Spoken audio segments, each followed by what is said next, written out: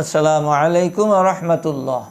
প্রিয় শ্রোতামণ্ডলী, আশা করি ভালো আছেন। আমি আল্লাহ পাকের মেহেরবানিতে ভালো আছি। বাংলাদেশ এবং প্রবাসী সকল ভাই বোনদেরকে জানাই আন্তরিক মোবারকবাদ।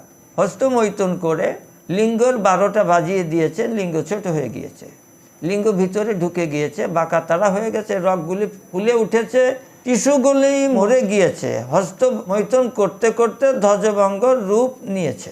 আজকে তাদের জন্য অত্যন্ত গুরুত্বপূর্ণ একটা রেমেডি দিব। তবে এই রেমেডি গ্রহণ করার পরে শতভাগ কার্যকারিতা আপনি নাও পেতে পারেন, কারণ এটা প্রাথমিক। স্থায়ী সমস্যার সমাধান পেতে গেলে অবশ্যই একজন বিজ্ঞ চিকিৎসকের, হেকিমের শরণাপন্ন হয়ে কন্টিনিউ ওষুধ খেতে হবে। যেমন আমি আপনাদের সেবায় নিয়োজিত রয়েছি।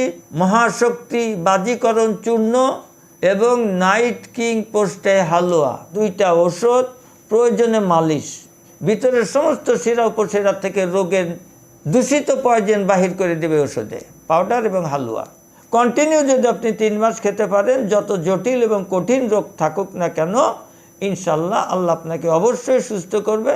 তবে অবশ্যই যারা ধূমপান করেন, অ্যালকোহল জাতীয় খাবার খান, অতিরিক্ত মশলা খান, এগুলি পরিহার করতে হবে। তা চলুন আজকে কি রেমেডি দিব। বীর্য অতীব পাতলা হয়ে গিয়েছে, আপনি সকালে 2 চামচ তেঁতুল বীজ চূর্ণ খাবেন, যেটা শোধন করা, এবং রাত্রে দুধের সাথে শোধন করা আলকুশি বীজের চূর্ণ খাবেন 2 চামচ। সকালে খাওয়ার পরে, রাতেও খাওয়ার পরে।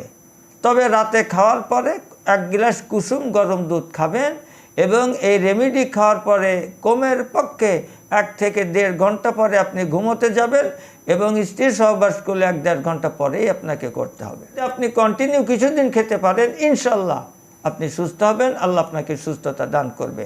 আমাদের সকলকে আল্লাহ পাকের হুকুম এবং নবীজির তরিকা মেনে জীবন গঠন করা তৌফিক দান করুন, আমিন। আজকে এখানেই শেষ করছি। আসসালামু আলাইকুম ওয়া রাহমাতুল্লাহ।